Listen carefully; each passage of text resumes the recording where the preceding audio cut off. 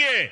और पहले जब उनकी सरकार थी उन्होंने कहा था कि देश की संपत्ति पर पहला अधिकार मुसलमानों का है।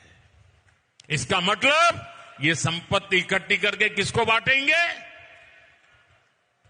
जिनके ज्यादा बच्चे हैं उनको बांटेंगे। घुसपैठियों को बांटेंगे। क्या आपकी मेहनत की कमाई का पैसा घुसपैठियों को दिया जाएगा? आपको मंजूर है? ये कांग्रेस का मैनिफेस्टो कह रहा है कि वो माताओं बहनों का सोने का हिसाब करेंगे, उसकी जड़ती करेंगे, जानकारी लेंगे और फिर उस संपत्ति को बांट देंगे। और उनको बांटेंगे जिनको मनमोहन सिंह जी की सरकार ने कहा था कि संपत्ति पर पहला अधिकार मुसलमानों का है। भाइयों बहनों, ये अर्बन नक्सल की सोच मेरी माताओं बहनों, ये आपका मंगलसूत्र भी बचने नहीं देंगे।